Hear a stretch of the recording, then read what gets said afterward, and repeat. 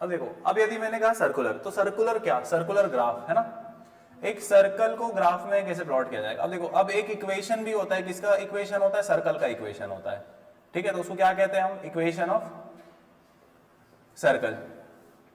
अब equation of circle कैसे बताया जाता है, तो इक्वेशन ऑफ सर्कल जो होता है ना, सिंपली अगर उसको देखा जाए तो x square plus Y square is equal to r square के बराबर होता है।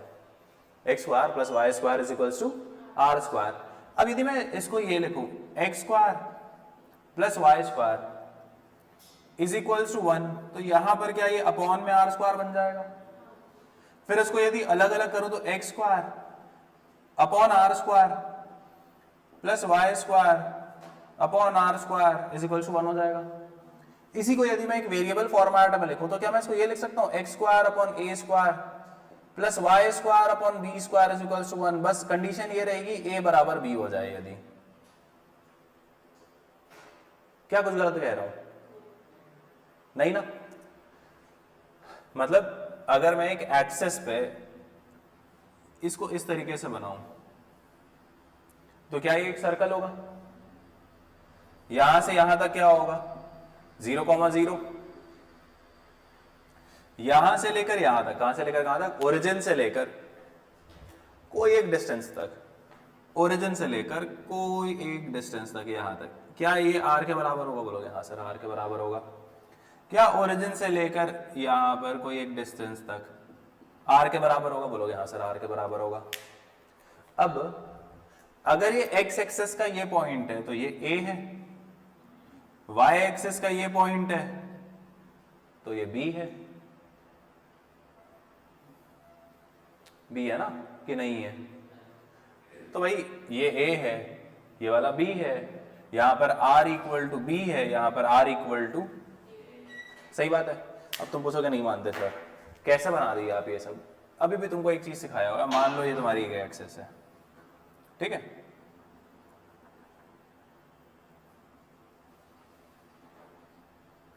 क्या ये एक सर्कल है, हाँ सर है। क्या ये एक सर्कल है, हाँ सर है। अभी जो सर्कल है, इस सर्कल का ये सेंटर होगा, सर्कल का सेंटर ओ माना जाता है इन जनरल, है ना। अभी जो सर्कल का सेंटर है, मैंने कहा ये x not comma y not है, ये क्या है x not comma y not है। अब मैंने बोला इस सर्कल पे यहां पर कोई ये एक पॉइंट P है, तो ये जो पॉइंट P होगा ये कहां पर होगा, x कॉमा वाई पे होगा। ये जो पॉइंट P होगा ये कहां पे होगा, x कॉमा वाई पे होगा। अब यहां पर O से लेकर P तक का डिस्टेंस बिटवीन टू पॉइंट्स, क्या मैं तुमको ये निकालना सिखाया हूं, क्या मैं तुमको डिस्टेंस बिटवीन टू पॉइंट्स निकालना सिखाया हूं, हाँ सर सिखाया हो। क्या यही सर्कल के लिए रेडियस होता है, क्या डिस्टेंस बिटवीन टू पॉइंट्स यहां पर r के बराबर है। क्या OP को मैं बोल सकता हूं distance, OP is equal to the distance between two points, O and P are the two points जिनके बीच में हम डिस्टेंस निकाल रहे हैं, जो कि r के बराबर है। और इसको मैंने तुमको कैसे निकालना सिखाया था, root over x2 minus x1 का square plus y2 minus y1 का square, x minus x not का whole square plus y minus y not का होल स्क्वायर। क्या यही करना सिखाया था, हाँ सर सिखाए थे। क्या मैं इस रूट को इस तरफ लेकर जाऊं तो ये r का स्क्वायर बनेगा, क्योंकि यहां पर ये पूरे का पावर 1/2 है, हाँ है। तो यहां पर क्या x माइनस x नॉट का whole square plus y minus y not का होल स्क्वायर बनेगा, है ना। अगर ये x not comma y not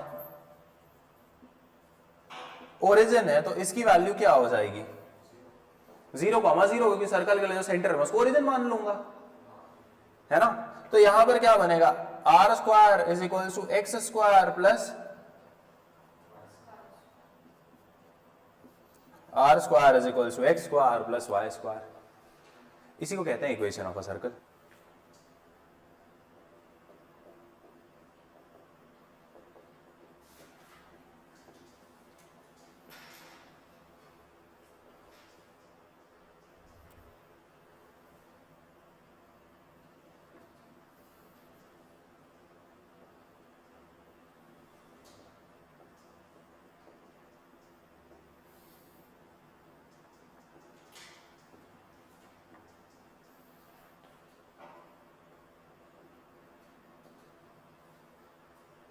देखो अब यहाँ पर क्या बोल रहे हैं, साले क्वेश्चन है find radius and coordinate of centre of circle. तो रेडियस कितना होता है, तो r का square is equals to x minus X naught का whole square plus y minus Y naught का होल स्क्वायर। तो r का स्क्वायर है, मतलब यहाँ पर 25 दिख रहा है, तो किसका स्क्वायर होगा, 5 का स्क्वायर होगा।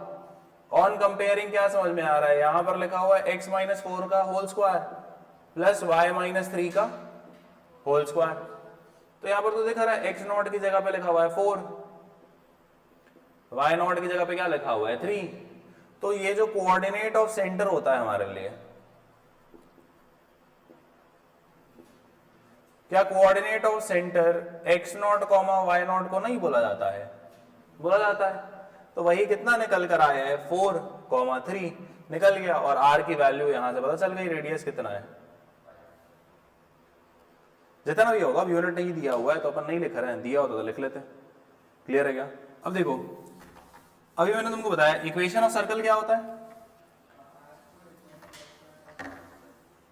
Are square is equal to x square plus Y square, है ना। अब r square is equal to x square plus Y square का मतलब क्या है, x square plus Y square is equal to r square. यदि मैं इसको ऐसा लिखूं x square by r square plus Y square by r square is equal to 1, तो इसमें कोई दिक्कत नहीं। इसको हम क्या बोलेंगे, इक्वेशन ऑफ सर्कल, है ना। ये जो बना ये क्या बना, इक्वेशन ऑफ सर्कल। अब इक्वेशन ऑफ सर्कल कब बन रहा है, अभी तुमको सिखाया मैंने, इसको इमेजिन करना कि X square by A square है plus Y square by B square है ना। X square by A square plus Y square by B square is equals to 1। पर ये सर्कल कब बनेगा, ये सर्कल तब बनेगा जब a इक्वल टू बी हो जाए, जब a इक्वल टू बी हो जाए। क्योंकि सर्कल बनाने के लिए कंडीशन क्या है कि दोनों जगह पे सेम वैल्यूज पुट करोगे ना, क्योंकि रेडियस जो होता है सर्कल का हर एक पॉइंट पे क्या निकल कर आता है, सेम निकल कर आता है।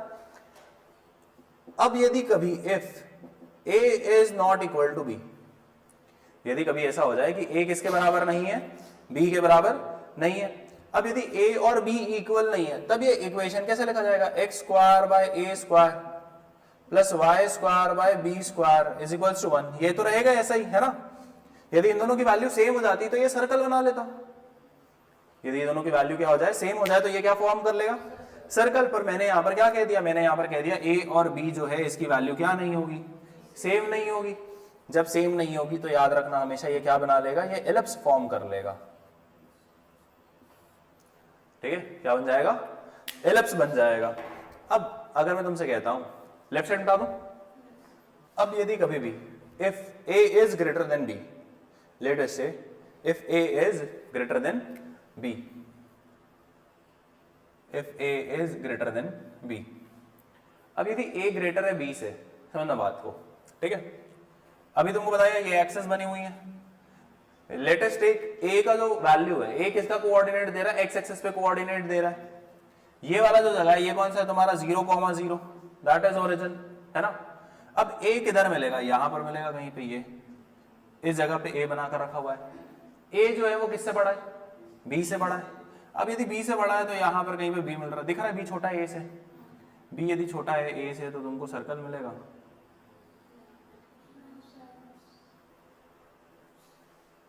आया समझ में, तो ग्राफ किसका बनता है, एलिप्स का बनकर निकलता है वहां पे। अब यदि इसी को मैं तुमको बनाने के लिए कहूँ, लेटेस्ट एक, चलो तुमको वो एक क्वेश्चन दे दे, x square by 4 plus Y square by 9 is equals to 1। X square by 4 plus Y square by 9 is equals to 1, ऐसा ग्राफ कैसा बनेगा। a कितना दिख रहा है 2, मेरे को तो 2 दिख रहा है। b कितना दिख रहा है 3, है ना, दिख रहा है सबको, क्योंकि 2 का स्क्वायर 4 है, 3 का स्क्वायर 9 है। अब मैंने ऐसे कैसे बनाया था, हॉरिजॉन्टल वाला बनाया था ये। इस बार जो इसके लिए ग्राफ बनेगा वो कैसा बनेगा, क्या ये नहीं बनेगा, क्योंकि यहां से लेकर यहां तक की जो वैल्यू आएगी वो 3 आएगी, और यहां से लेकर यहां तक की जो वैल्यू आएगी वो कितनी आएगी, 2। यदि सेम इसी की जगह पे मान लो तुमको एक और क्वेश्चन दे दिया जाए, लेटेस्ट से x square by 4 plus Y square by 4 is equals to 1, अगर मैं तुमसे ये कह दूं, तब क्या दोनों की वैल्यू सेम दिख रही है, a की वैल्यू 2, b की वैल्यू 2, तो कौन सा ग्राफ बनकर मिलेगा इसमें? अब सर्कुलर ग्राफ, क्योंकि सर यहां से यहां तक की जो वैल्यू है वो 2 है, यहां से यहां तक की जो वैल्यू है वो 2 है, मतलब सर्कल में तो हर साइड से रेडियस जो होता है वो क्या होता है? बराबर होता है। क्या क्लियर है ये?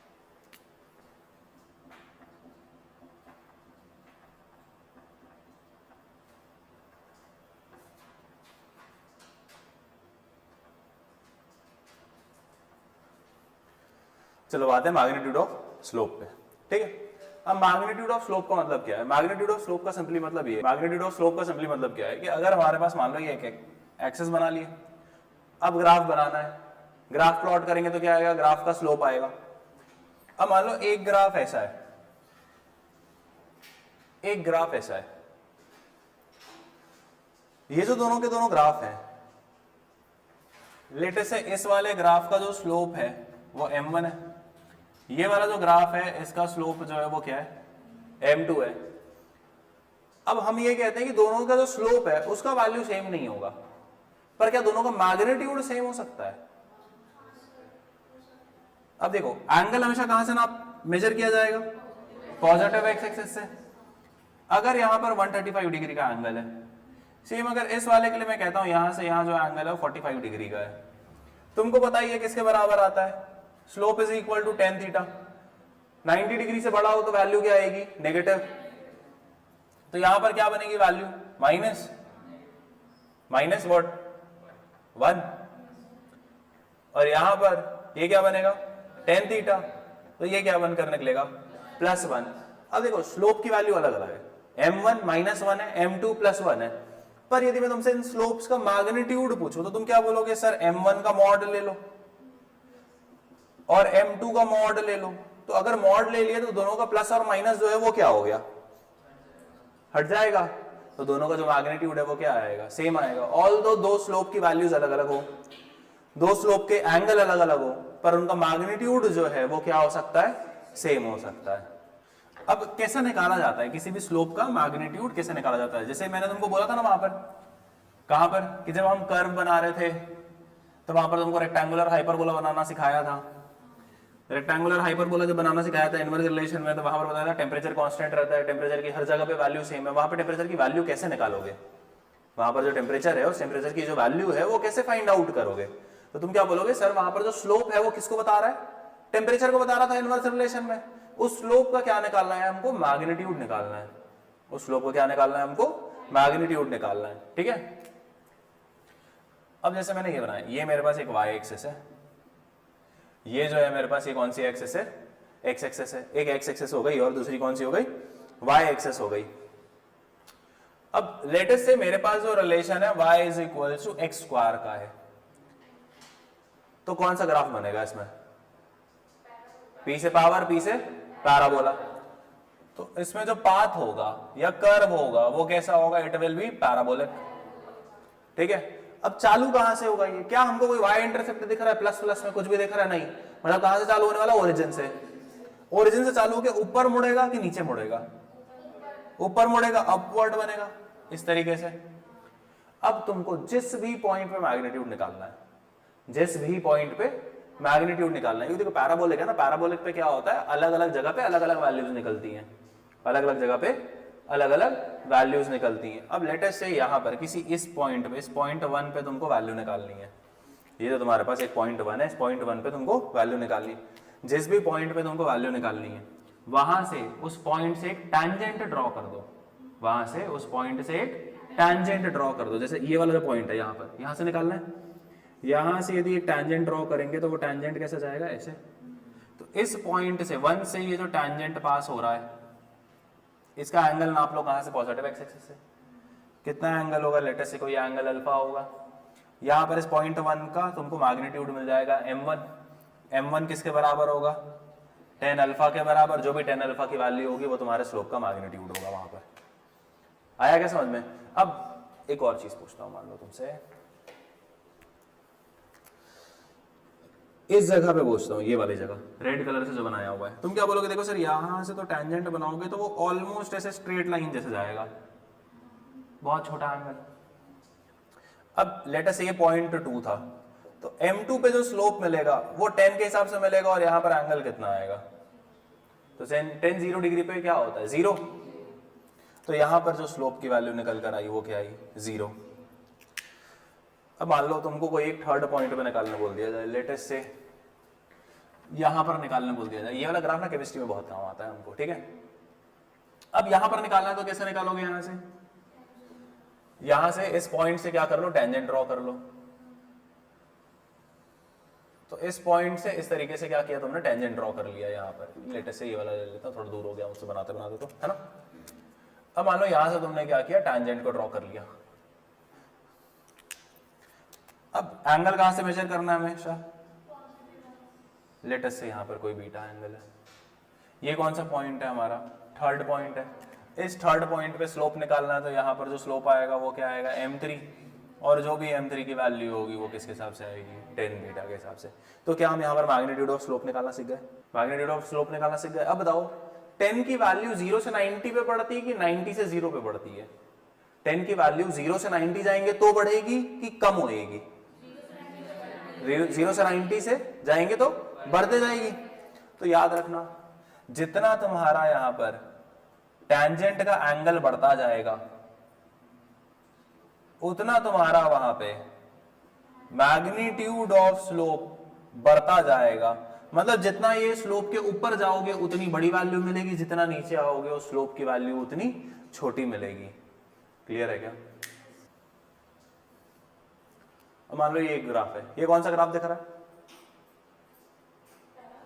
कौन सा पैराबोला है, कौन से रिलेशन के बनाया जाता है, रूट के लिए, है ना, कोई भी रूट हो, हाँ रूट के लिए बनेगा, वेरी गुड।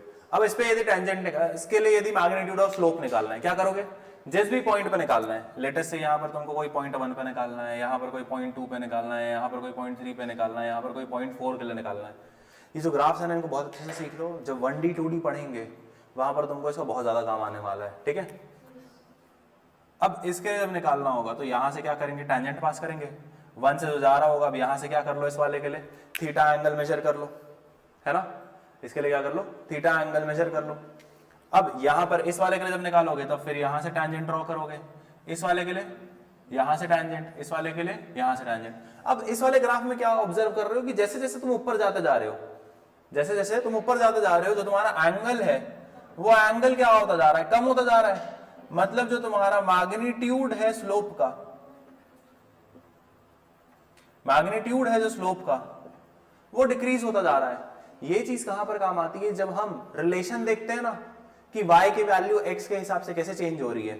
तो देखो पहले y x के हिसाब से बढ़ता जा रहा है, बढ़ता जा रहा है, बढ़ता जा रहा है, उसके बाद x बस बढ़ेगा लेकिन y नहीं बढ़ेगा।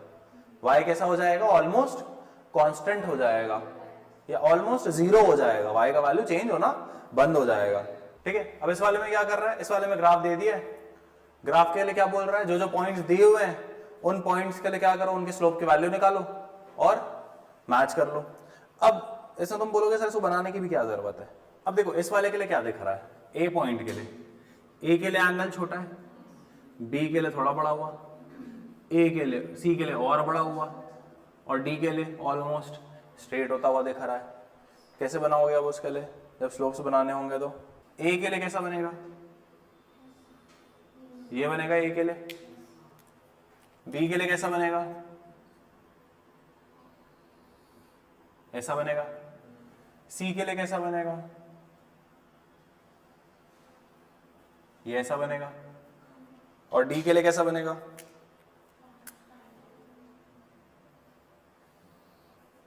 ये ऐसा। तो अब जो ऑप्शंस दिए हैं उसके हिसाब से यदि काम करें तो ए के लिए जो थीटा है वो कितना दिख रहा है, ए के लिए जो थीटा है वो क्या 90 डिग्री से छोटा दिख रहा है। तो जो स्लोप ए के लिए होगा वो मेरे को देख के समझ में आ रहा है वो पॉजिटिव होगा। अब अगली बात करूं यदि मैं स्लोप बी के लिए, तो बी के लिए भी जो स्लोप है वो कौन सा होगा, बी का भी जो स्लोप है वो पॉजिटिव होगा, बी का भी जो स्लोप है वो पॉजिटिव होगा। सी का जो स्लोप है वो नेगेटिव होगा, और डी का जो स्लोप है वो, डी का जो स्लोप है वो क्या होगा, फिर मैक्सिमम होगा।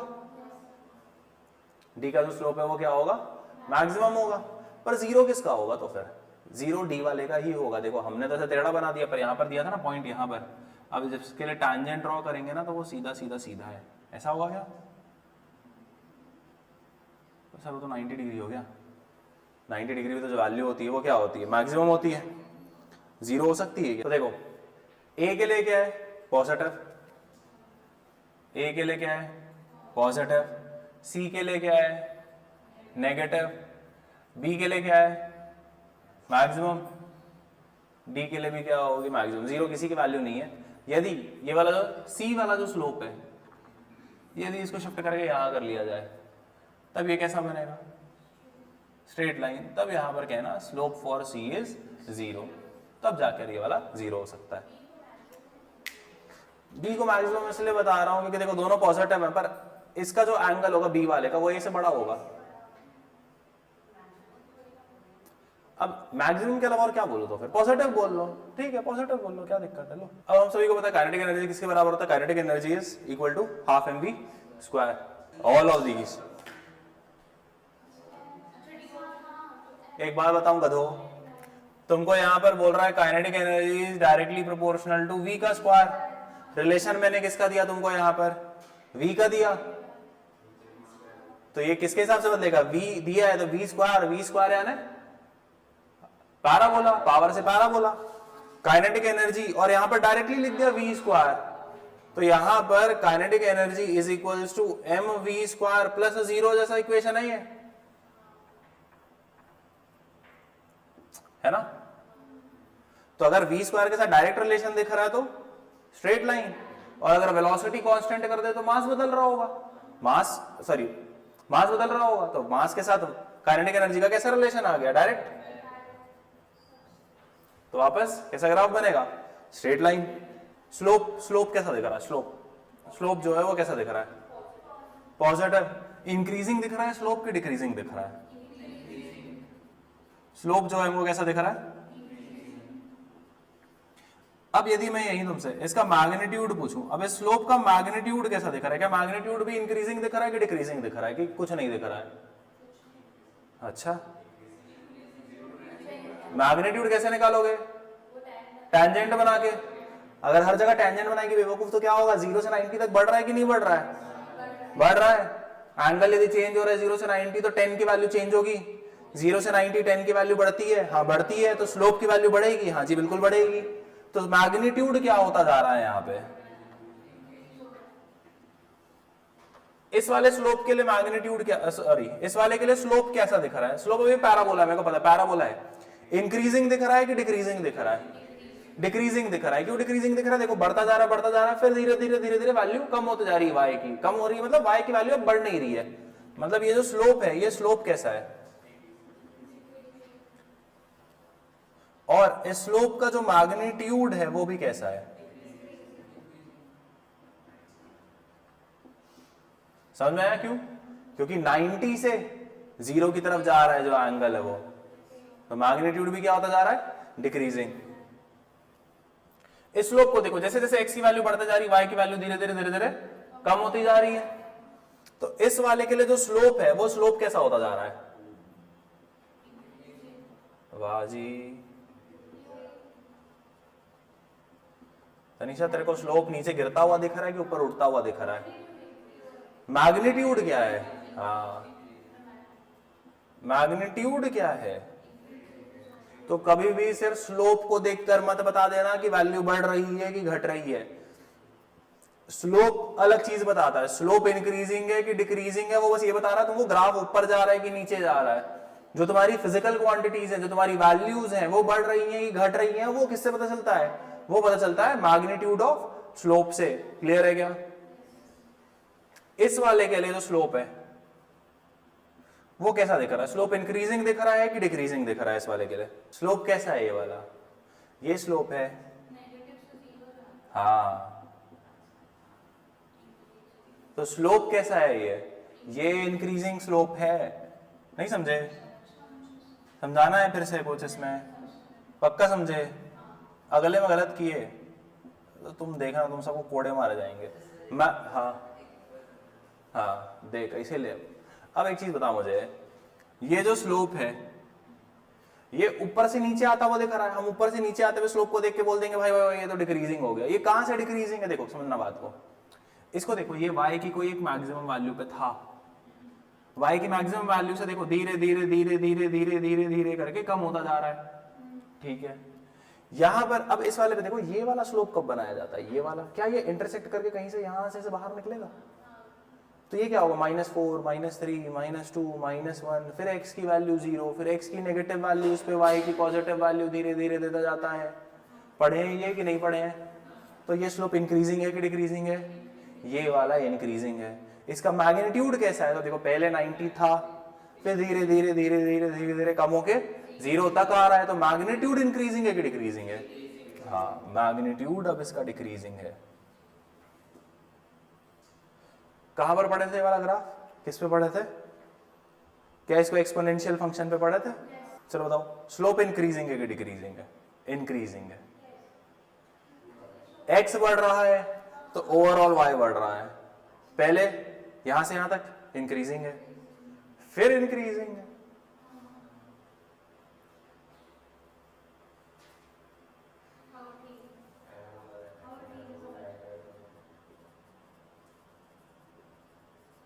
मैग्नीट्यूड,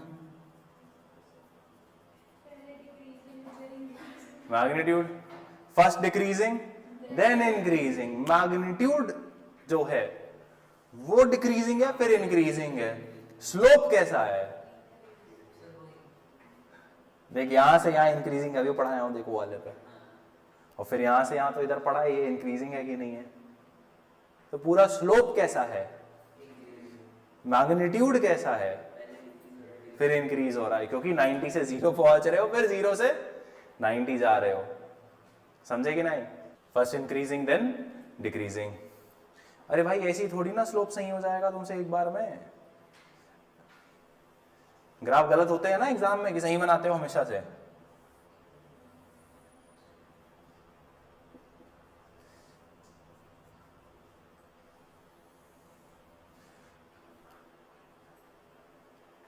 अब बताओ, अब बताओ इंक्रीजिंग है कि डिक्रीजिंग है स्लोप?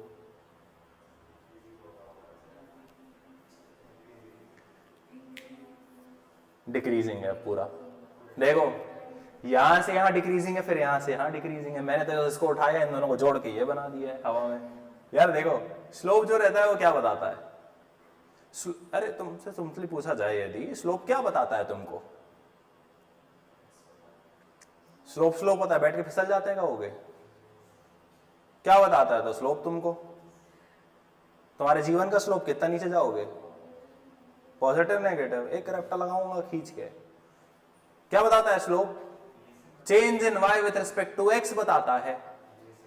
स्लोप क्या बताता है? चेंज बताता है। किस में चेंज बताता है? In y with respect to x। मतलब क्या बताया? y का रिलेशन बताया x के साथ। बहुत गलत बात है ये, x के साथ रिलेशन थोड़ी ना होना चाहिए, पर है ना। ठीक है, अब देखो स्लोप की वैल्यू तुमको क्या निकालना सिखाए थे? क्या ये बताया था d by d x of y होता है slope? d by d x of y होता है स्लोप? पढ़े थे ये कि नहीं पढ़े थे? ये भी तो भी पढ़ी थी, ये स्लोप में तो थी कि नहीं थी? पढ़ाए थे नहीं पढ़ाए थे? हाँ क्या बात कर रही है? अरे भाई एक बात बताओ, ये तुम्हारा पॉइंट ए है कि नहीं? ये पॉइंट है तुम्हारा, है। यहां से तुम ए से चलते चलते गए कहां तक? बी तक। क्या तुम्हारे एक्स में चेंज आया? हाँ आया, जीवन में आगे बढ़ गया, एक्स बदल गया, दूसरा एक्स है अब। तो कितना हो गया? डेल्टा एक्स हो गया तुम्हारा। हुआ कि नहीं हुआ? सबका होता है, मेरा बस नहीं हुआ है, बाकी तुम्हारा तो होता होगा। ठीक है, देखो अब यहां से ए से बी तक जब यहां तक आए, क्या तुम्हारा y भी बदला कि नहीं बदला?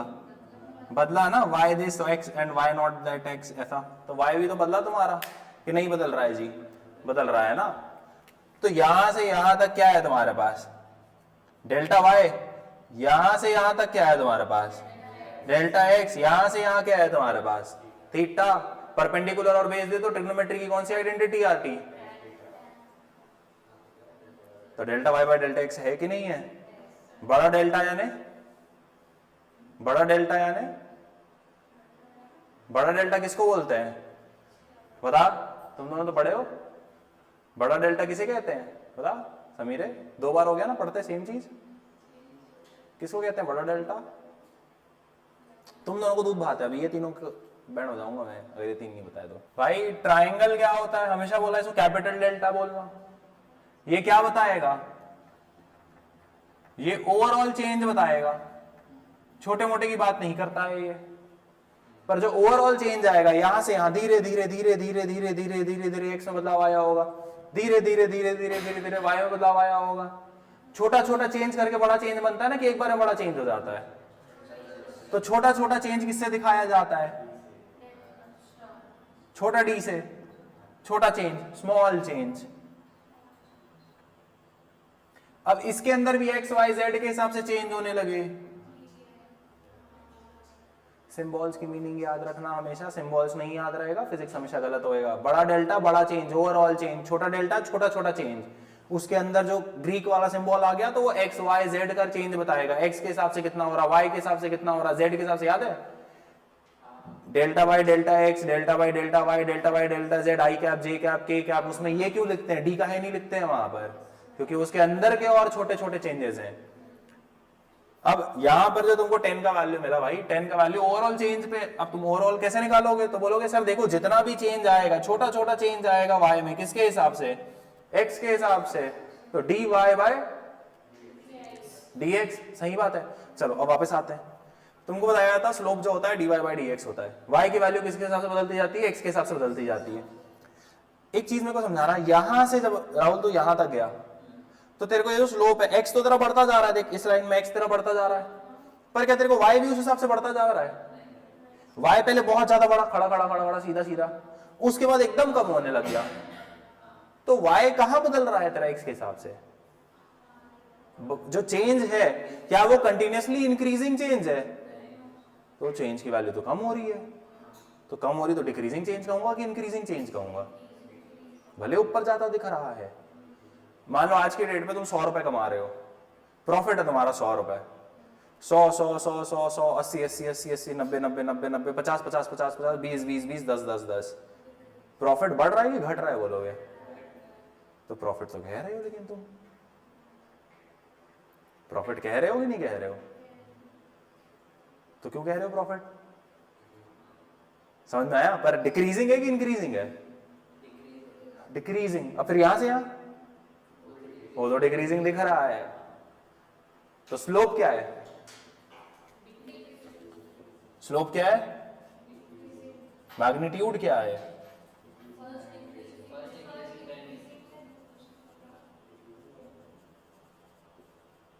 मैग्नीट्यूड क्या है? First decreasing then increasing. First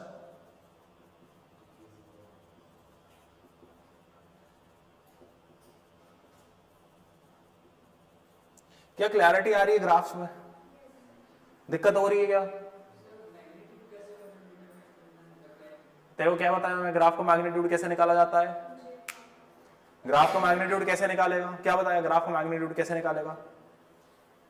अभी तो पढ़ा ना। अच्छा, टेंजेंट बनाना बताया कि नहीं बताया? अभी टेंजेंट बना के एंगल निकाल ले। तो सब जगह यहां से यहां तक जब जाएगा तो वहां पे 0 तक पहुंचेगा, फिर 0 से यहां आएगा तो तेरा टेंजेंट, भाई देख तेरा टेंजेंट यहां से यहां ये ऐसा, फिर ये ऐसा, फिर यहां से ऐसा, फिर ऐसा, फिर ऐसा, फिर ऐसा, फिर पूरा सीधा। ये होगा कि नहीं होगा? if y is equals to 2x plus 4 है ना, if y is equals to 2x plus 4 then find change in y with respect to x. Then find change in y with respect to x when x changes from x initial equal to 1 to x final equal to 3. अब तुमको graph बनाना आता है तुम ये equation देखोगे तुम बोलोगे सीधा सीधा देखो सर y का डायरेक्ट रिलेशन दिखता है हमको x के साथ, x के साथ डायरेक्ट रिलेशन दिखे, y का इंटरसेप्ट दिया हुआ है, स्ट्रेट लाइन ग्राफ बनाएंगे। मैं बोला ठीक आता है, बहुत बढ़िया बात, लेकिन मैं पूछ ही नहीं रहा हूं तुमसे ग्राफ क्या है, मैं तुमसे पूछ रहा हूं y में कितना चेंज आएगा x के हिसाब से। यदि x पहले कितना था 1 था, से x कितना हो गया 3 हो गया। जब x की वैल्यू 1 थी यानी जब x इनिशियल था तो y भी क्या रहा होगा, इनिशियल रहा होगा। कब, जब x की वैल्यू कितनी रही होगी 1 रही होगी। x की वैल्यू 1 पुट करेंगे तो कितना आएगा 2 इंटू 1 प्लस 4 दैट इज 6। फिर y फाइनल हो गया होगा जब x फाइनल हो गया होगा, जब x इक्वल टू 3 हो गया होगा, वैल्यू पुट करेंगे 2 into 3 plus 4 that is 10, y की वैल्यू आ गई 10। तुमसे क्या पूछा क्वेश्चन, y में कितना चेंज आया विथ रिस्पेक्ट टू x। तो y में जो चेंज है कहां से कहां तक, इनिशियल से लेकर फाइनल तक का पूरा चेंज बता रहे हो एक बार में। पूरा यानी कौन सा डेल्टा, बड़ा डेल्टा, बड़ा डेल्टा यानी ट्रायंगल, आया समझ में, बड़ा डेल्टा यानी ट्रायंगल। तो डेल्टा y, अब तुमको हमेशा दो चीजें याद रखनी, डेल्टा का दो मतलब होता है, एक मतलब कौन सा होता है चेंज, एक मतलब होता है लॉस। जब भी हमको चेंज बताना हो तो चेंज के लिए हम क्या कहते हैं, फाइनल माइनस इनिशियल, पहले ऐसा था अब ऐसा हो गया है, ये कहते हैं। अब लॉस यानी इनिशियल माइनस फाइनल, क्योंकि हमेशा ही पता था पहले तुम्हारे पास 100 रुपए थे, गिर गया मेरे से 50 रुपए, अब कितने बचे 50 बचे। लॉस मतलब हमेशा इनिशियल माइनस फाइनल, चेंज मतलब हमेशा फाइनल माइनस इनिशियल, यही होगा ठीक। अब डेल्टा y यानी change in y, change in y कितना आया, तो देखो अभी कितना हो गया 10, पहले कितना था 6, कितना हुआ 4। विथ रिस्पेक्ट टू x मतलब x के हिसाब से कितना चेंज आया, तो delta y by delta x, delta y by delta x। x में कितना चेंज आया 3 माइनस 1 के बराबर, आया क्या समझ में, क्लियर है क्या। तो delta y by delta x यानी change in y with respect to x। जब x कहां से कहां तक चेंज हुआ है, इनिशियल से फाइनल वैल्यू तक। तो जब भी तुम डेल्टा बता रहे हो तो तुम क्या बता रहे हो, ओवरऑल चेंज बता रहे हो। क्या बता रहे हो तुम, ओवरऑल चेंज बता रहे हो। तो ओवरऑल जो चेंज होता है वो कैसा चेंज होता है, बड़ा चेंज होता है। ओवरऑल जो चेंज होता है वो एक कैसा चेंज होता है, बड़ा चेंज होता है। आया क्या समझ में, क्लियर है क्या। अब मान लो मैंने एक और क्वेश्चन लिखा, मैंने बोला if y is equals to 2x plus 4, if y is equals to 2x plus 4,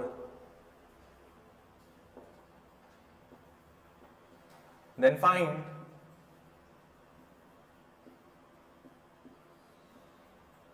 change in phi, then find change in y with respect to x. If x changes from x equal to 4 to x equal to 4.0001, बहुत छोटा change है sir, पर change तो है, बहुत छोटा change है पर चेंज तो है ना। Change in x is very small, delta x is almost 0, change is very small. पर क्या x में अगर चेंज छोटा है तो क्या इसका मतलब ये है कि y में चेंज नहीं आएगा, आएगा। तो जो y में चेंज आएगा उसको हम कहते हैं delta y by delta x। पर सर ऐसा नहीं है, x में कोई बहुत ज्यादा बड़ा चेंज आ नहीं रहा, तो ओवरऑल चेंज तो बताएंगे नहीं। x में कैसा चेंज आ रहा, छोटा, तो y में भी कैसा चेंज आएगा, y में भी कैसा चेंज आएगा, छोटा। तो मतलब एक छोटे से हिस्से के बराबर चेंज आएगा। छोटा सा हिस्सा यानी तोड़ दो किसी भी चीज को। अब देखो चेंज जो होता है ओवरऑल होता है। तुमको मैंने पूछा चेंज, तो मेरे को पता है कि चेंज हो गया। अब मैंने जो पूछा कि चेंज कैसे हुआ, कितना चेंज हुआ, तो तुम क्या बोलोगे, सर देखो थोड़ा थोड़ा यदि चेंज बताने की बात कर रहे हो तो उसके छोटे छोटे छोटे छोटे टुकड़े करने पड़ेंगे। छोटे छोटे टुकड़े करना यानी डिफरेंशिएट कर रहे हैं हम उसको। क्या कर रहे हैं हम उसको, डिफरेंशिएट कर रहे हैं। डिफरेंशिएट करने का मतलब ये होता है छोटे छोटे टुकड़ों में तोड़ देना। इंटीग्रेट बोलते हैं ना, तो इंटीग्रेट करने का मतलब क्या होता है, जोड़ना। तो इंटीग्रेशन क्या है, बहुत छोटे छोटे चेंज है। तुमको पूरा बताना है कितना चेंज आया, जोड़ दो सबको, इंटीग्रेट कर दो तो पूरा चेंज निकलता।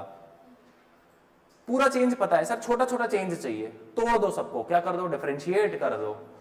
क्लियर है क्या? पर ये जो बताता है ना तुमको डी, ये तुमको ना चेंज नहीं बताता एग्जैक्ट। चेंज कौन बताता है हमेशा? डेल्टा। चेंज कौन बताता है हमेशा? डेल्टा। अब जैसे मैंने यहां पर लिखा डी बाई डी एक्स, मैंने लिखा डी बाई डी एक्स, किसका d by d x? Y का। किसका d by d x? Y का। क्योंकि मैंने तुमको एक कन्वेंशन सिखा के रखा है, मैंने ये बोल के रखा है हमेशा जो भी चीज बदलती नहीं वो एक्स पे जाती है, जो भी चीज बदलती है वो वाई पे जाती है, तो वाई वाली क्वांटिटी हमेशा एक्स के हिसाब से बदलेगी। अब दुनिया का तुमको कोई भी ग्राफ किसी भी फॉर्मेट में दे दे, आड़ा तिरछा करके दे दे, तुमको पता है डिपेंडेंट क्वांटिटी हमेशा कौन सी होनी चाहिए? इंडिपेंडेंट क्वांटिटी हमेशा एक्स। अगर मैंने ऐसे लिखा, ऐसे ग्राफ बनाया, यहां पे इंडिपेंडेंट क्वांटिटी है और यहां पर डिपेंडेंट क्वांटिटी, कौन सी एक्सिस? एक्स एक्सिस है, ऊपर वाली एक्स एक्सिस है, ये याद रखना हमेशा, है ना? क्योंकि दुनिया में कहीं पर ये नहीं लिखा हुआ है एक्स एक्सिस हमेशा हॉरिजॉन्टल एक्सिस होगी। ठीक, अब मैंने क्या बताया? D y by d x. कैसा चेंज है? बहुत छोटा चेंज है। तो जो बहुत छोटा छोटा चेंज होता है ना, ये तुमको ओवरऑल नहीं बताता, ये बस तुमको बताता है वाई तो बदल रहा है, लेकिन किसके हिसाब से बदल रहा है? एक्स के हिसाब से बदल रहा है। तो ये जो वाई है ना, वाई के बदलने का दर क्या है? दर यानी रेट, किस रेट से बदल रहा है। तो ये जो d y by d x है, ये तुमको बताता है रेट, बताता है rate of change in y with respect to x. Clear है क्या? डिफरेंशिएशन का पर्पस ही यही है, चेंज बताना, पर बहुत छोटा छोटा चेंज। तो जब तुम बहुत छोटे छोटे चेंज निकालने लग जाते हो ना, तो तुमको क्या पता चलता है? जब भी हम क्या करने लग जाए? बहुत छोटे छोटे चेंज निकालने लग जाए। तो बहुत छोटे छोटे चेंज का मतलब ये होता है किसी एक क्वांटिटी में जो चेंज का रेट है वो क्या होगा, उस चेंज के रेट को जब तुम मिलाते जाओगे तब तुमको क्या बनकर मिलेगा? पूरा एक ओवरऑल चेंज बनकर मिलेगा। अब यहां से हम डिफरेंशिएशन के फॉर्मूलेज देखेंगे। तुमको बस ये बताना था कि कहीं पर भी हम छोटा सा एलिमेंट लेंगे, छोटा सा चेंज निकालेंगे, तो क्या करना? हमेशा डिफरेंशिएशन करना, ये याद रखना, ठीक है? इनकम्प्लीट है क्वेश्चन, इनकम्प्लीट क्वेश्चन है, कंप्लीट नहीं है। समझाने के लिए बस था, बहुत छोटा चेंज है करके। पुट भी करेंगे तो कैसे ही पुट करेंगे, बहुत very close to it, very close to zero हो जाएगा जो चेंज आएगा, वो इनकम्प्लीट है क्वेश्चन, कंप्लीट नहीं है। ये बस तुमको यहाँ पर ये सिखाना था कि जब भी बहुत छोटा छोटा चेंज निकालना हो, अब जैसे कोई एक चीज है, बहुत बड़ी चीज है, उस बहुत बड़ी चीज का मैं चेंज निकालने बोलूंगा, तुम क्या बोलोगे? देखो ना सर, मेरे को बताया कि वो जो, मान लो अगर मैं तुमको बोलूंगा 100 यूनिट का चेंज बताओ, 100 यूनिट्स है मेरे पास, तुम 100 यूनिट्स का चेंज बताओ, तुम क्या बोलोगे? सर मैं अगर 1 यूनिट का निकालूं और मल्टीप्लाई 100 करूं तो भी तो मेरे को सेम वैल्यू मिलेगी। क्या गलत कह रहे हैं? नहीं कह रहे हैं गलत। तो तुम बोलोगे सर मेरे को एक छोटा सा टुकड़ा निकाल कर दे दो, मतलब तुमने क्या कहा? डिफरेंशिएट करना है उसको। समझ में आया? इसीलिए जब डिफरेंशिएट करते हैं उसके बाद इंटीग्रेट कर देते हैं, छोटे छोटे टुकड़ों का चेंज निकाल लो, फिर सबको जोड़ दो तो पूरे बड़े टुकड़े का चेंज निकल कर आ जाएगा। तो डिफरेंशिएशन और इंटीग्रेशन इसीलिए करते हैं, एक साथ होता है ना। जब डिराइव अभी सीखोगे, धीरे धीरे धीरे धीरे तुम सीखोगे। ये इनकम्प्लीट था ये वाला क्वेश्चन, अभी तुमको करवाऊंगा ना। अभी बहुत सारी चीजें आएंगी, जब अभी यूनिट्स एंड डायमेंशंस के बाद जब हम 1D पढ़ेंगे, motion in a straight line पढ़ेंगे, मोशन इन अ प्लेन पढ़ेंगे, तब वहां पर और अच्छे से क्लियर होगा जो भी चीज़ है। Motion in a straight line में तो लगभग 270 क्वेश्चंस कर लेंगे हम लोग क्लास में, तब तुमको बहुत अच्छे समझ में आएगा। चलो अब आते हैं डिफरेंशिएशन पे।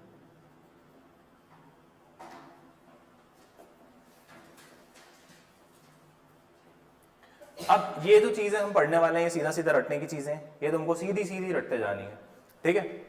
अब मैंने बोला y is equals to x to the power n। अब तुमको ये देखकर समझ में आता होगा, देखो सर, यदि आप मेरे को बोल रहे हो y x to the power n के बराबर है, मतलब y is a function of x, y is a function of x।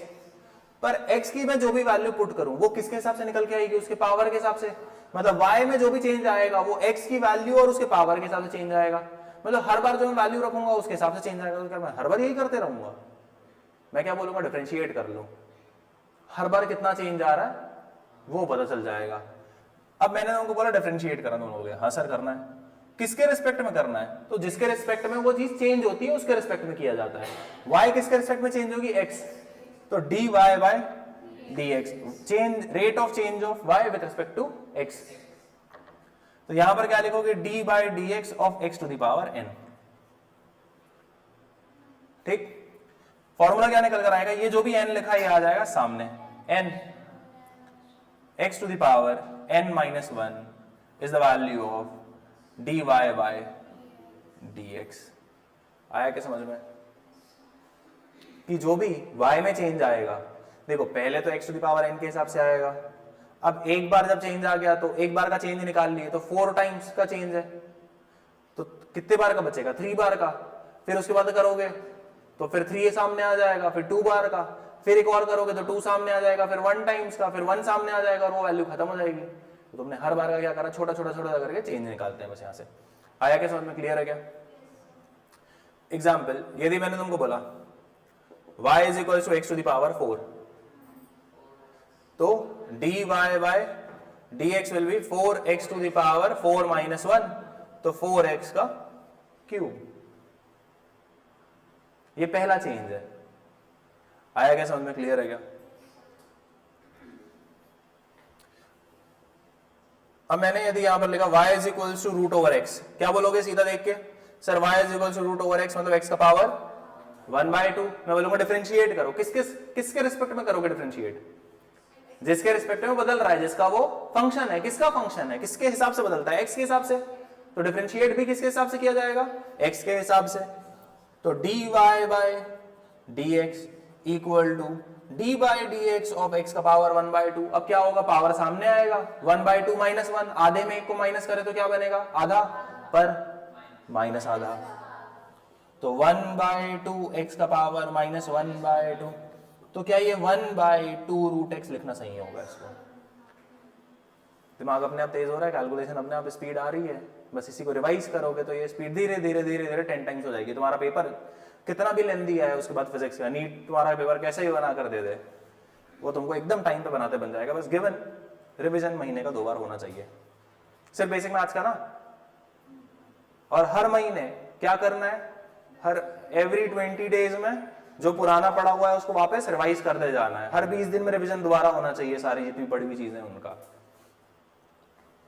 चलो एक बार ये वाला करके बताना मुझे। Third, y is equal to x का power 3/2। 3/2 y is equal to x का पावर 3/2। डिफरेंशिएट करना है क्या? 3/2 x रूट x। तो यहां पर क्या आएगा? dy by dx 3/2 x to the power 3/2 minus 1, 3/2 x का पावर 1/2 3/2 रूट x। समझा कि नहीं समझा तरफ? भाई ये फॉर्मूला लिखा है ना, पुट कर इसमें, चल सॉल्व कर, पुट करके कर तुरंत कर, पेन चला जल्दी। आता है कांस्टेंट रूल, ठीक है।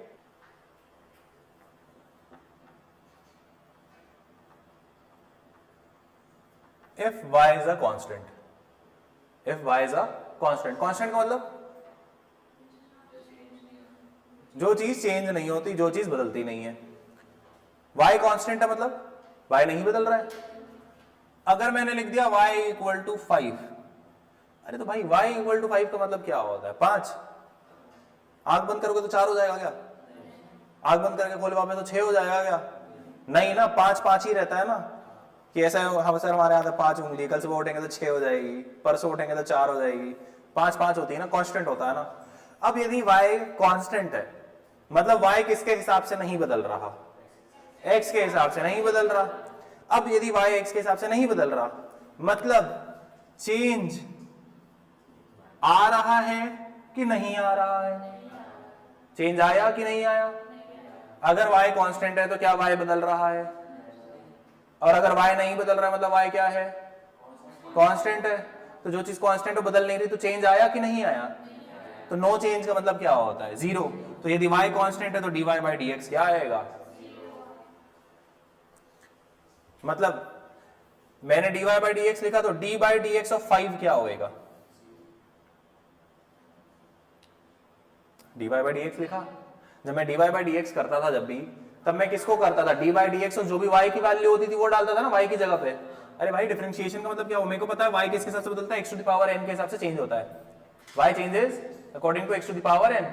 तो यदि मैंने dy बाई dx किया तो y की जगह पे मैं x to the power n ही तो लिख रहा हूं ना, कि कुछ और कर रहा हूं? वही लिख रहा हूं। तो जब मैं यहां पर dy बाई dx करूंगा तो y की जगह पे क्या लिखूंगा? 5। तो मेरे को यहां पर dy बाई dx की वैल्यू क्या मिलेगी? 0 मिलेगी कि नहीं मिलेगी? क्लियर है क्या? चलो ये हो गया हमारा एग्जाम्पल नंबर 1। एग्जाम्पल नंबर 2 करते हैं। D pi by d x क्या होगा? क्या पाई कांस्टेंट होता है 22/7 कि कल कुछ और हो जाएगा?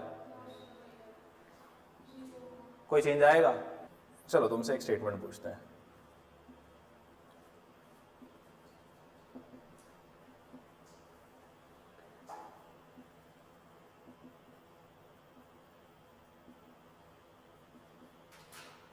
क्या ये स्टेटमेंट ट्रू है?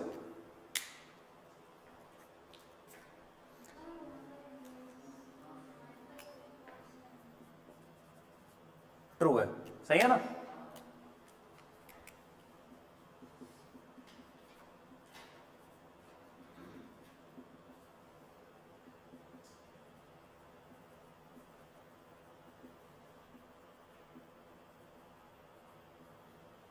क्यों फॉल्स?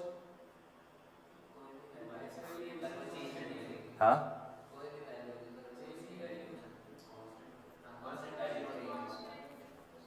इसलिए गलत है ये क्योंकि हमने यहां पर लिख दिया मस्ट।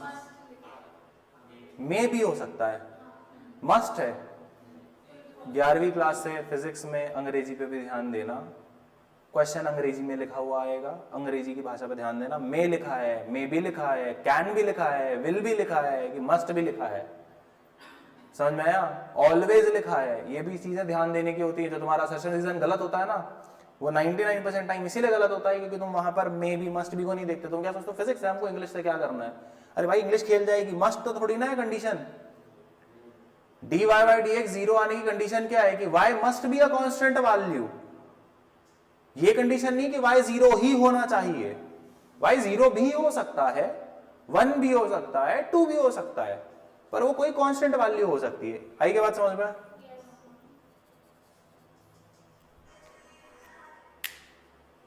तो पहला हमने क्या पढ़ा? पावर का रूल। सेकंड हमने कौन सा पढ़ा? कांस्टेंट का रूल। थर्ड हम कौन सा पढ़ेंगे? मल्टीप्लिकेशन का। ठीक है,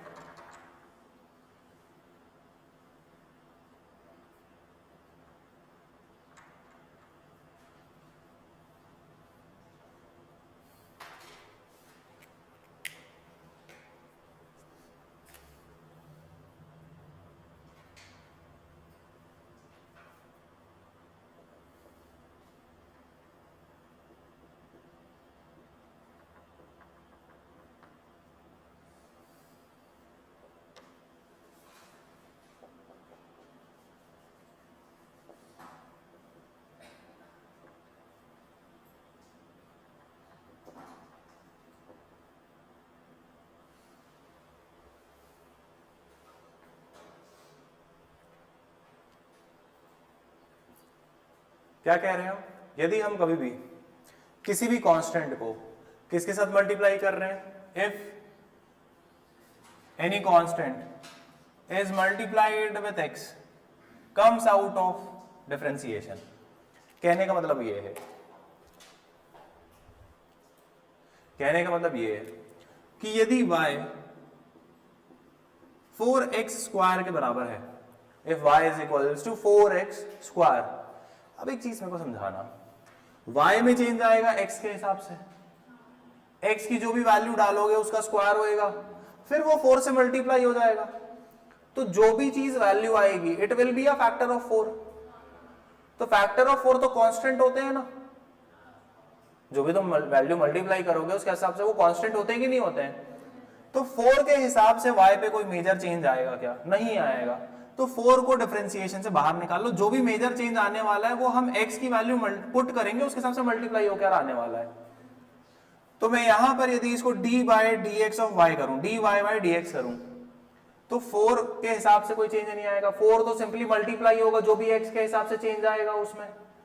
तो यहां पर क्या लिखा जाएगा? 4 into d by d x of x का स्क्वायर। तो वैल्यू क्या आएगी? 4 into 2 times of x to the power 2 minus 1। तो भैया जो भी एक्स में पुट करे उसका स्क्वायर हुआ, और उसका स्क्वायर होके जो भी होगा वो हर बार 4 से ही मल्टीप्लाई होगा। तो ये 4 के हिसाब से नहीं चेंज आ रहा, जो भी एक्स की वैल्यू पुट करेंगे उस हिसाब से 4 मल्टीप्लाई होके बस आंसर देगा। तो ये क्या बनेगा? 8x आया क्या समझ में? कांस्टेंट है करके इसको जीरो मत कर देना। जो भी चीज मल्टीप्लाई होती है वो सिंपली डिफरेंशिएशन के बाहर आ जाती है, और जो चेंज आएगा वो अंदर वाली वैल्यू के हिसाब से आएगा। यदि ये प्लस होता, यदि ये प्लस होता तो ये जीरो हो जाता। क्यों जीरो हो जाता? क्योंकि y इंटरसेप्ट हमेशा y इंटरसेप्ट ही रहेगा। तुम स्लोप कैसा भी बना लो, तुम स्लोप ऐसे खींच लो, चाहे ऐसे ले जाके और पीछे से खींच लो, समझना बात को। अगर ये मेरा 4 है y इंटरसेप्ट, तो ये यहां से भी जा सकता है और ये सेम यहां से भी जा सकता है, इसमें कोई चेंज नहीं आता। तो डिफरेंशिएशन में जो प्लस वाली वैल्यू है, अगर वो कांस्टेंट है तो उसको जीरो कर दो, लेकिन मल्टीप्लाई वाले को कभी जीरो नहीं करना। क्लियर है क्या? क्योंकि वही तो स्लोप की वैल्यू है। मतलब जो भी y में चेंज आएगा वो किसके हिसाब से आएगा? अब यहां पर 8 टाइम्स ऑफ x के हिसाब से आएगा। जो भी x की वैल्यू पुट करोगे उसका 8 टाइम्स वैल्यू मिलेगा, क्योंकि वो कॉन्स्टेंटली मिलेगा ना हर बार उतना ही। इसका डिफरेंशिएशन कर बताना मुझे। यहां पर क्या आएगा? dy by dx 30x to the power 9। चलो अभी तक जितना भी पढ़े क्या उसमें कुछ प्रैक्टिस कर ले। कितना आएगा? अरे इतना क्या टाइम लगा रहे हो? देख के बताओ। ओरली बनना चाहिए ये सब, लिखना नहीं है ये सबको। मतलब लिखना कॉपी में, पर ओरली बनना चाहिए पहले। कहोगे सर बोले थे लिखना नहीं है तो छोड़ो दिया हम लिखना। कितना आएगा? क्या इसका मतलब ये y is equal to x to the power -1। तो जो भी y का चेंज है वो x के हिसाब से मतलब differentiate with respect to x, तो dy by dx means d by dx of x का पावर -1। जो भी पावर होता है वो सामने आता है और उस पावर में -1 हो जाता है। तो -1 x का पावर -2 मतलब -1 बाय x का स्क्वायर इज वैल्यू ऑफ। तो y में जो भी बदलाव आएगा वो x to the power -1 by x square के हिसाब से आएगा। क्लियर है क्या?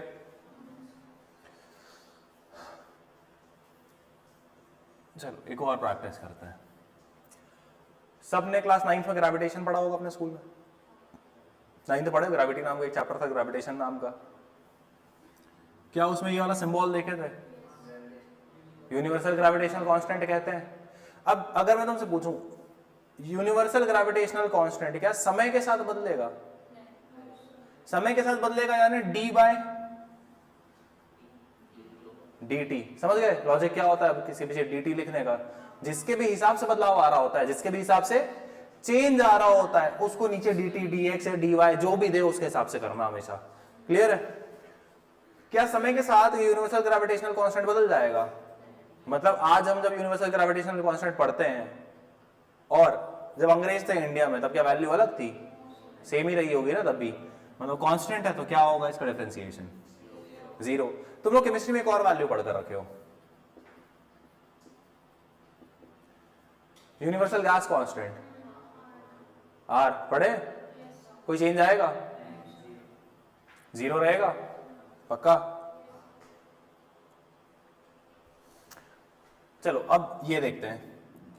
अगर मैंने लिखा sine square theta plus cos square theta, इसका मैं कर दूं d बाय डी थीटा। अब बोलोगे सर ये कैसे करें? ये अरे तो भाई मैंने यहां पर लिखा ना थीटा, तो साइन और कॉस की वैल्यू किसके हिसाब से आती है? तुम थीटा की वैल्यू क्या डालोगे?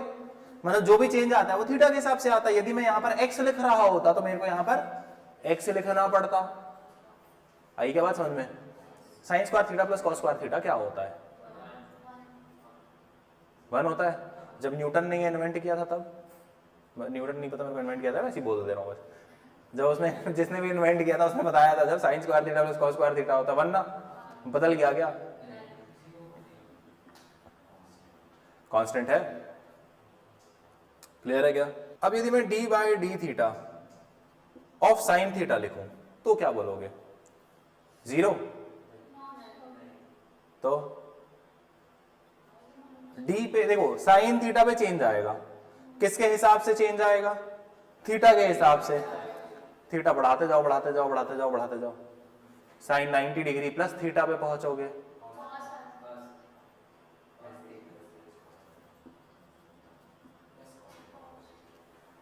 तो d by d theta of sine theta cos theta, d by d theta of cos theta minus sine theta. हाँ कॉस थीटा की वैल्यू निकाल रहे हैं, थीटा के हिसाब से बदलते जा रहे हैं, थीटा के हिसाब से बदलते जाएंगे धीरे धीरे धीरे धीरे, कहां पहुंचेगा साइन के घर में। वो माइनस तुम्हारे मैथ्स के टीचर बता देंगे, फिजिक्स में रट लेते हैं हम बस ये सारी चीजें, ठीक है। D by d theta of tan theta, देखो तुमको रटवाने के लिए मैं कुछ गलत सलत बताऊंगा तो मैथ्स क्लास में बोल दोगे ना जाके, तो तुम्हारा सर मेरे को भी गाली देगा और तुमको भी गाली देगा, तो इट्स बेटर कि तुम उसको मैथ्स वाले टीचर से ही पूछना। बस बेसिक लॉजिक ये होता है कि साइन थीटा जब थीटा के हिसाब से चेंज हो रहा होता है तो वो कॉस के क्वाड्रेंट में पहुंचता है धीरे धीरे करके 90 डिग्री प्लस थीटा, जैसा कि हमने पढ़कर रखा हुआ है। सेम ऐसी जब कॉस थीटा थीटा के हिसाब से चेंज होता है तो हमको पता है जब उसकी वैल्यूज चेंज होती है तो 0 to 90 क्या होता है, कॉस पॉजिटिव रहता है, फिर 90 to 180 कॉस क्या हो जाता है, नेगेटिव। तो कॉस की तुम कुछ भी वैल्यूज पुट करो उसके बाद फिर वो नेगेटिव वैल्यूज देती हैं, और नेगेटिव और साइन थीटा के बराबर आती हैं, इसके लिए बस कहते हैं। लेकिन वो अब वेव्स के हिसाब से रहती है सारी चीजें, वेव में चेंज आता है ना फेज के हिसाब से, बताया था याद है, वेव वाला चेंज वहां से निकाला जाता है ये सारा जो है वो। तो लॉजिकल रीजन वो है, पर अब तुमको लॉजिकल रीजन बताऊंगा तो क्या समझोगे उस रीजन को, वेव के बारे में जो बताऊंगा मैं तो बताया ना। ये जो ट्रिग्नोमेट्री जो पढ़ी जाती है ना पूरी पूरी वेव्स के लिए पढ़ी जाती है, जितनी ट्रिग्नोमेट्री पढ़ी जाती है वेव्स को समझने के लिए, क्योंकि दुनिया में वेव्स के बिना कोई काम नहीं हो रहा। सन की जो लाइट आ रही है वो भी वेव है, इलेक्ट्रॉन भी वेव है, तुम्हारे फोन में जो सिग्नल आ रहा है वो भी वेव है, और तुम्हारा फोन जिस पे काम कर रहा प्रिंसिपल में वो भी वेव है। D by d theta of cot theta, d by d theta of cot theta, तो d by d theta of cot theta is cosec square theta, d by d theta of cot theta is cosec square theta. पर क्या खाली cosec square theta नहीं, minus cosec square theta हमेशा, ठीक है। ये सब रटा जाना चाहिए तुमको अगली क्लास के पहले। सेक थीटा कितना होगा, d by d theta of sec theta, d by d theta of sec theta, sec theta into tan theta, d by d theta of sec theta, sec theta into tan theta.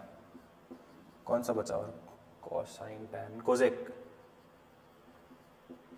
D by d theta of cosec theta, cosec theta क्या होगा, cosec theta into cot theta, पर कौन सा sign के साथ, minus, minus of cosec theta into cot theta. D by d x of e to the power x, e exponential function, e है constant, तो जो भी उसमें चेंज आएगा वो क्या आएगा, कांस्टेंट।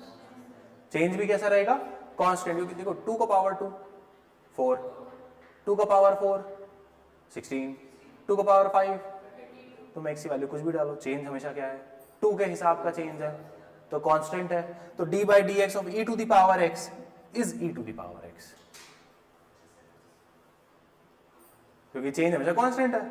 2 का पावर 2 हमेशा 4 होगा, 2 का पावर 5 हमेशा 32 होगा, 2 का पावर 6 हमेशा 64 होगा, चाहे कुछ भी हो जाए। क्लियर है क्या?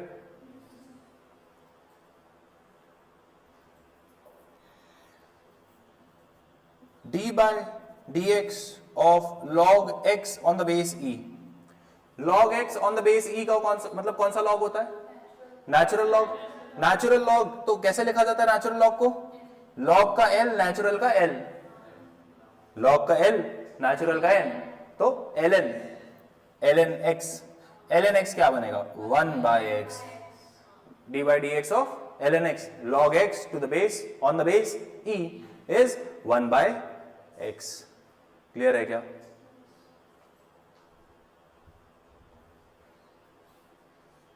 अब चलो इनका एप्लीकेशन देखें, थोड़ा इन पे क्वेश्चन करें ट्राई। अब अगर मैंने ये लिख कर दिया d by d x of e to the power 2, क्या होगा answer, e to the power 2 है ना, -1, ठीक है।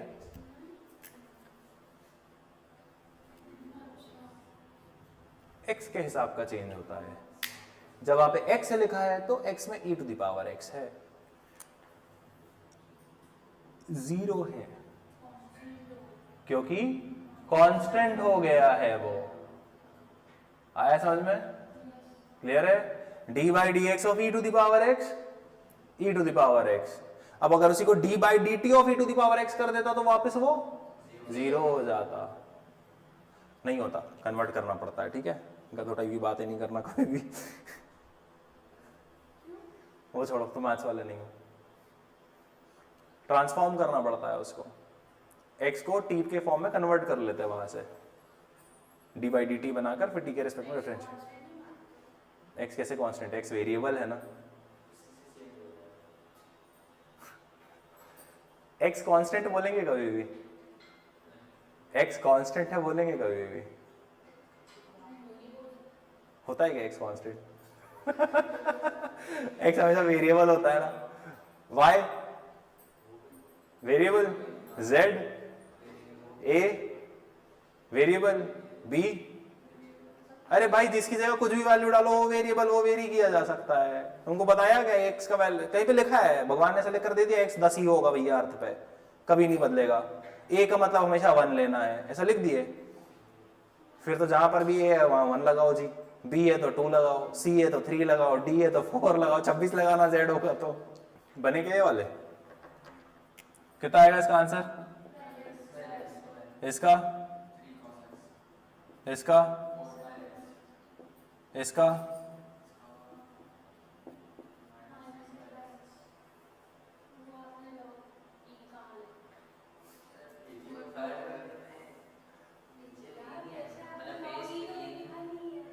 तुमको कैसे पता कॉमन लॉग है? जो भी चीज दुनिया में बिना बताई होती सारी नेचुरल होती है। जो नहीं बताया गया है वो हमेशा नेचुरल होगा, जब तक तुमसे बोला ना जाए कि वो लॉग बेस 10 है, ये लॉग का कुछ भी बेस है। एक बार बताओ, क्या तुम कुछ भी बेस अपनी मर्जी से अज्यूम कर सकते हो?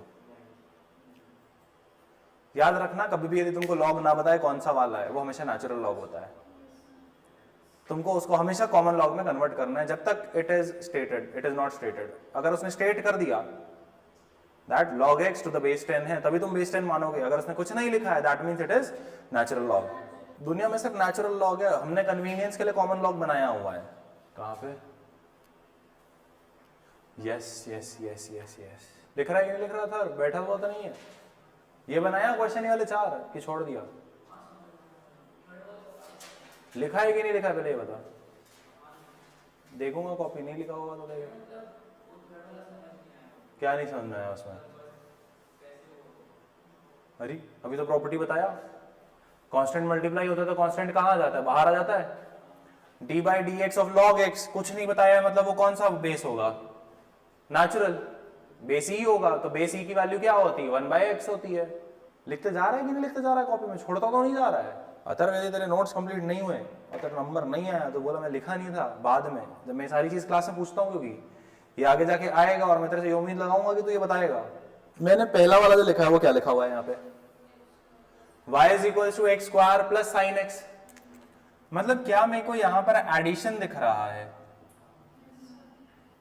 एडिशन का मतलब क्या हुआ? y is equal to a plus b, y is equal to a plus B.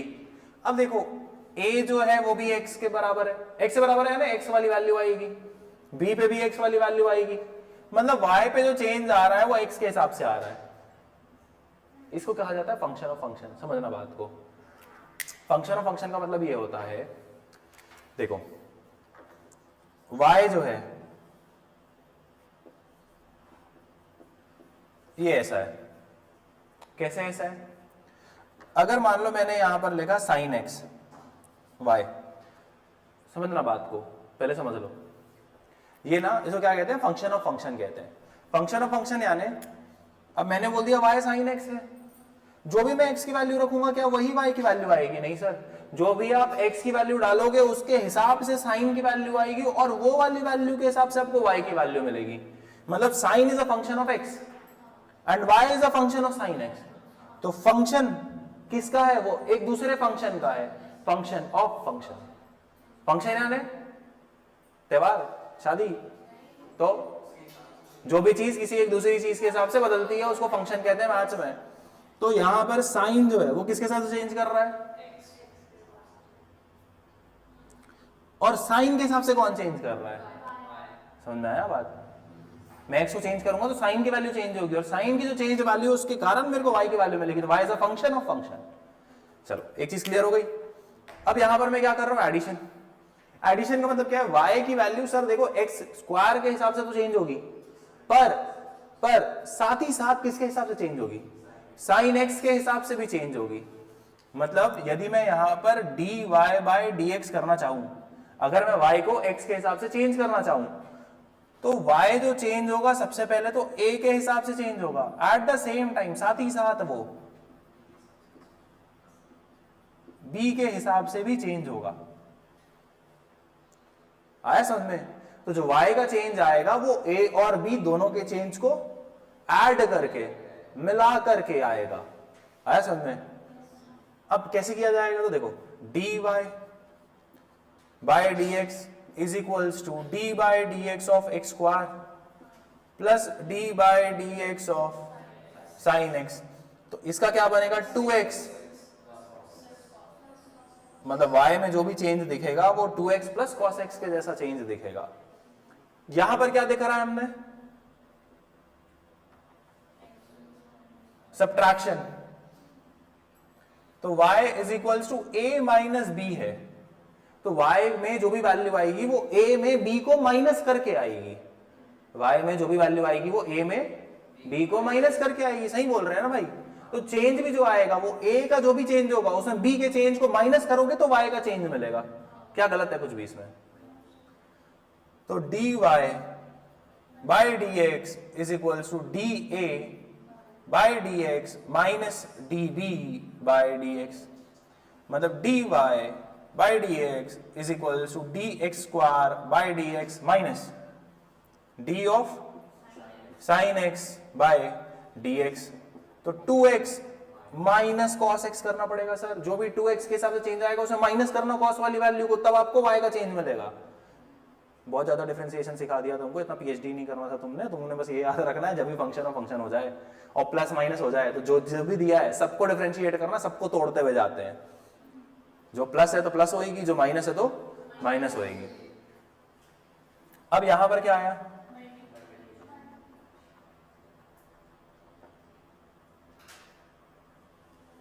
ठीक है, तो मल्टीप्लिकेशन में क्या हुआ? Product rule. तो y की जो भी वैल्यू आएगी वो a इंटू बी के बराबर होगी। y में जो भी वैल्यू आएगी वो किसके बराबर आएगी? a इंटू बी के बराबर आएगी।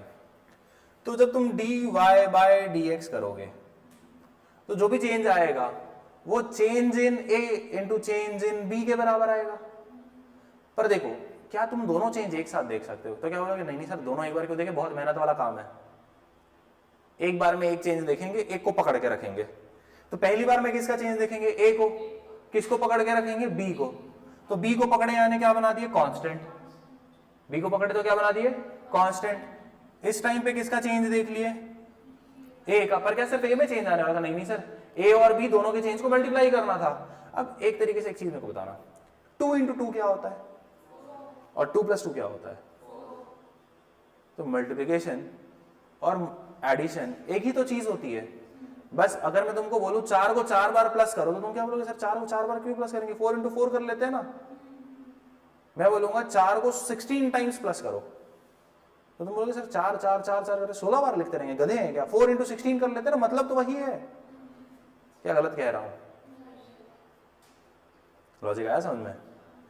प्लस और मल्टीप्लीकेशन, माइनस और डिवीजन। डिवाइड का मतलब होता है तोड़ो, माइनस का मतलब भी होता है तोड़ो, ऐड का मतलब होता है जोड़ो, मल्टीप्लिकेशन का मतलब भी है जोड़ो। एक तरीके से देखा जाए तो क्या गलत है इस तरीके से सोचना भी मैथ्स को? अगर मैं तुमको कहता 4 प्लस 4 प्लस 4 प्लस 4 प्लस 4 ऐसे लिखो, तुम बोलोगे ना सर कितनी बार लिखना पड़ता है यार ये। अगर एक बात बताओ, अगर मैं यहाँ से 4 को कॉमन निकाल लूँ तो क्या बचेगा? 1 प्लस 1 प्लस 1 प्लस 1 प्लस 1 बचेगा कि नहीं बचेगा? 5 बार। मैं 1 को 5 बार जोड़ूंगा तो 5 बचेगा कि नहीं बनेगा? तो सर आप मेरे से ये काम इतनी बार क्यों करवा रहे थे? ये मेरे को छोटे तरीके से भी तो आप करवा सकते हो, इसलिए तुमको टेबल सिखाया जाता है। नहीं और कोई रीजन है टेबल सीखने का? तो भाई मल्टीप्लिकेशन कर रहे हो, ठीक है जी कर रहे हैं बिल्कुल, मतलब मल्टीप्लिकेशन भी एक तरीके का एडिशन है। अब मैंने बोला सर देखो दोनों में चेंज आएगा, दोनों में चेंज को मल्टीप्लाई करना है, तो एक साथ चेंज को मैं कैसे मल्टीप्लाई करूं? एक बार में एक चेंज को देखता हूं ना, आराम से काम करूंगा। डीए बाई डीएक्स निकालता हूं, बी को पकड़ के रखता हूं, बी को पकड़ के रखता हूं यानी बी को क्या बनाता हूं? कांस्टेंट। हो गया सर, ए का चेंज मिल गया, बी को मल्टीप्लाई कर दिया उसमें कांस्टेंट रख के, प्लस सर ए को कांस्टेंट रख लेता हूं अब, और बी का चेंज निकाल के ए को मल्टीप्लाई कर देता हूं। घुमा फिरा के बात तो एक ही हो गई, पर काम क्या हो गया? आसान हो गया। तो प्लस हुआ मतलब बड़ी वैल्यू मिलने वाली है, क्योंकि किसी भी चीजों को मल्टीप्लाई करो और ऐड करो तो कैसी वैल्यू मिलती है? बड़ी वैल्यू मिलती है। तो देखो नहीं समझे, ए का चेंज निकाले बी को मल्टीप्लाई कर दो, क्योंकि ए इंटू बी करना था। बी का चेंज निकाले ए को मल्टीप्लाई कर दो और दोनों को ऐड कर दो, तो जो वैल्यू आएगी वो किससे, समझे नहीं समझे? चलो समझते हैं वापस। अब dy बाई डी एक्स है, मैंने बोला ए को निकालो बी को पकड़ लो, बी को पकड़ लो यानी बी को एज इट इज रखो, तो बी को साइन एक्स बना कर रखे, d by d x of x का स्क्वायर कर लिए, प्लस अब एक्स स्क्वायर को पकड़ कर रखे, d by d x of sine x कर लिए। तो साइन एक्स तो पकड़ कर रखे थे ना सर, कांस्टेंट बनाकर रखे थे, तो कांस्टेंट को into 2x plus x square. तो देखो ना सर, सही तो बात है, साइन का भी चेंज, ए का भी चेंज है हमारे पास, बी का भी चेंज है हमारे पास, ए इंटू बी तो अभी भी हो रहा है कि नहीं हो रहा है?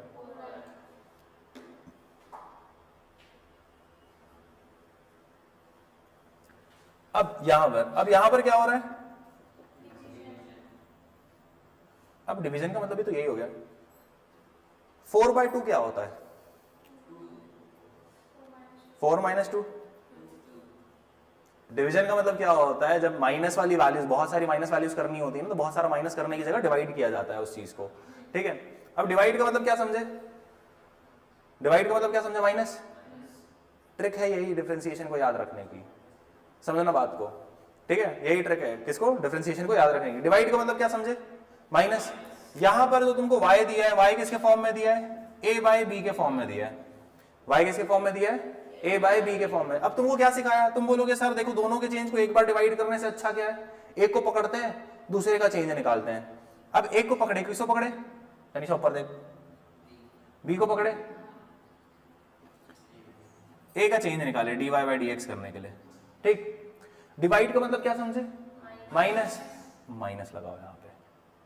अब किसको पकड़ो? थोड़ा सा किक है और यहां पर जो भी डिनोमिनेटर है उसका स्क्वायर, जो भी डिनोमिनेटर है उसका स्क्वायर। चलो समझे अब इसको? पहले एक बार समझ लो अच्छे से, फिर उसके बाद करना। देखो अब मैंने लिखा dy बाई डी एक्स, किसको पकड़े हम यहां पर? साइन को, तो इक्वल टू साइन एक्स रखो। a को करना है तो d by d x of x का स्क्वायर माइनस, क्योंकि अपन डिवीजन का मतलब क्या समझते हैं? माइनस। क्योंकि छोटे करना है ना वैल्यू, छोटा करना मतलब क्या होता है? काटना, काटना मतलब माइनस करते जाओ भाई। अब a को पकड़ो, a को पकड़े यानी x square, D by d x of upon denominator तो साइन स्क्वायर एक्स। तो यहां पर क्या बना? 2x sine x minus x square cos x upon sine square x. Further simplification करें, एलसीएम जैसा है, खोलते हैं, खोलोगे तो क्या बनेगा?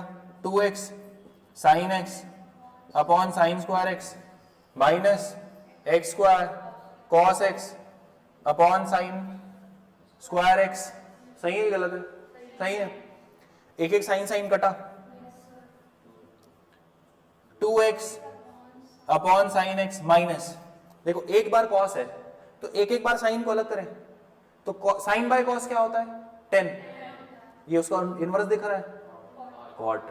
Cos by sine cot, x square cot x. क्या बात है, होशियार होते जा रहे थे, अच्छा टीचर मिला ना तुम लोगों को। चलो ठीक है, आया क्या समझ में? इतना क्लियर है? बार बार पढ़ो बेसिक मैथ्स को, दिमाग की नसें खुलेंगी तुम्हारी थोड़ी, फिर तुमसे मैथ्स अच्छे से बनेगा। जितना अच्छा मैथ्स बनेगा उतना अच्छा फिजिक्स होगा। एडिशन, सब्ट्रैक्शन, मल्टीप्लिकेशन, डिवीजन में कोई दिक्कत है कहीं पे? कोई भी पार्ट ऐसा जो समझ में ना आया हो? देखो मैं तुमको यहाँ मैथ्स पढ़ाने नहीं बैठा हूँ ना, इसलिए अगर कोई चीज लॉजिकली गलत होगी मैथ्स के हिसाब से तो मेरे को आगे गालियां ना देना, सर आप गलत सलत पढ़ाते हो। मेरा काम है तुमको उस चीज को रटाना, ठीक है? क्योंकि हमको फॉर्मूलेज रटे होने चाहिए, तो हम फॉर्मूलाज बस रटने में फोकस कर रहे हैं अभी।